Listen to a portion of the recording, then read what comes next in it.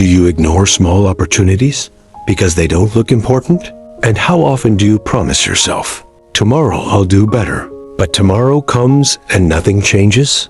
This is the story of a young man who lived in that cycle until one decision changed everything. Women swept their compounds, raising small clouds of dust into the cool air. Vendors arranged their goods. Fresh tomatoes, onions, smoked fish, calling out to early customers. Children in warm uniforms hurried to school, while young men gathered at junctions, hoping for any job that might come their way. This was a place where people worked hard, but not everyone moved forward. At the far end of this lively yet struggling community lived Bob. Bob's room was small and dim. A thin mattress lay on the floor. A plastic bucket stood in one corner. His clothes hung loosely on a nail driven into the wall. Every day was a repeat of the last. He woke up early, not out of discipline, but out of necessity. If he didn't go out quickly, someone else would take the small jobs available. He carried cement. He loaded trucks. He ran errands for traders. At the end of each day, his body ached, but his pocket remained almost empty. Sometimes, after buying food, nothing was left. Not even a coin. Bob's greatest struggle was not visible to others. It was the quiet pain of knowing he was capable of more, but didn't know how to get there. His mother lived in a village far away. She was growing older, weaker. Each time she called, her voice carried both love and worry. "My son, are you okay?" Bob always replied the same way. "I'm fine, Mama. Don't worry." But after the call, he would sit in silence, staring at the ground, because he knew the truth. He was not fine. He could not even support himself properly. How could he support her? At night, the community changed. The noise faded. The laughter disappeared. The streets became quiet except for distant music and the hum of generators. Bob lay on his mattress, staring at the ceiling. Thoughts filled his mind. Why is my life like this? Am I just unlucky? Will anything ever change? Days passed. Weeks passed. Nothing changed, because he changed nothing. One hot afternoon, as the sun stood high and unforgiving, Bob sat under a mango tree near a mechanic shop, exhausted. That was when Mr. Paul approached him. He was a calm man, neatly dressed, with eyes that seemed to understand more than they said. "I've been watching you," Mr. Paul said. Bob looked surprised. "Watching me?" he asked. "Yes, you work hard, but your life is not improving." Bob gave a tired smile. "That is how life is." Mr. Paul shook his head. "No, that is how your choices are." Instead of long speeches, Mr. Paul used what was around them. He pointed at a broken car being repaired. "Do you see that car?" he asked. "It stopped working because of a small fault that was ignored." Then he pointed at another young apprentice, carefully arranging tools. "That boy may not earn much today, but he is learning something valuable.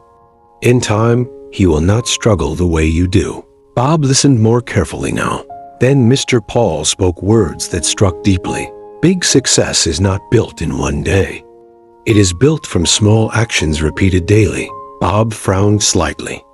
"But I don't have opportunities," Mr. Paul replied firmly. "Opportunities are often small and disguised as effort, discipline, and patience. Most people ignore them." Mr. Paul leaned closer and said, "If you are serious about changing your life, do these things for 6 months, no excuses." He raised his fingers one by one. "Wake up early, even when you don't feel like. Learn a skill, even if you start by just watching.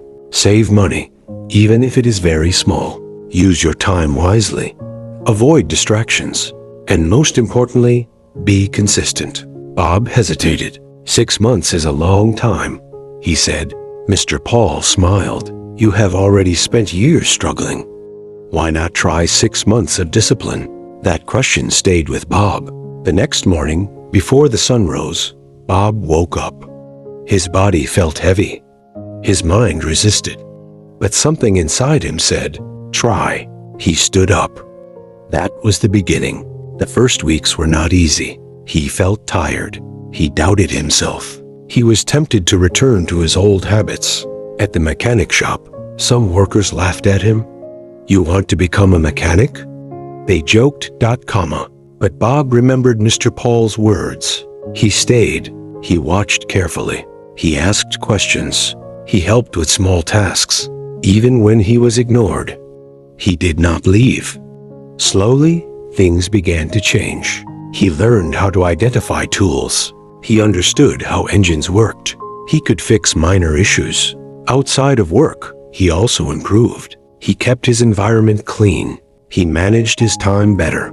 He avoided unproductive company. He saved small amounts consistently. Each change was small, but together, they were powerful. By the third month, people began to notice. By the sixth month, they were amazed. Bob had become skilled. He was confident. He was focused. Customers began asking for him directly. The same young man who once wandered without direction now had purpose. People whispered, "Is that really Bob? When did he learn all this? How did he change so quickly?" His old friends could hardly believe it. Bob simply said, "I stopped ignoring small things." One evening, Bob stood quietly and transferred money to his mother. Not coins, not leftovers, but something meaningful. When she called, her voice trembled with emotion. "My son, I am proud of you." Bob smiled, his eyes slightly wet. "I just changed my habits, Mama." His mother smiled. "Bob, you have made me proud," she said. Now, listen to the truth about change. Bob did not become successful overnight. He became better because he, 1. Stayed consistent. 2. Took small actions seriously. 3. Learned continuously. 4. Managed his time wisely. 5. Refused to give up. Yes, do not wait for a perfect moment. Start small, but stay consistent. Because the difference between failure and success is often hidden in the small things we ignore. Your transformation is possible, but it begins with one decision today. Do not forget to subscribe. See you in our next video. Bye.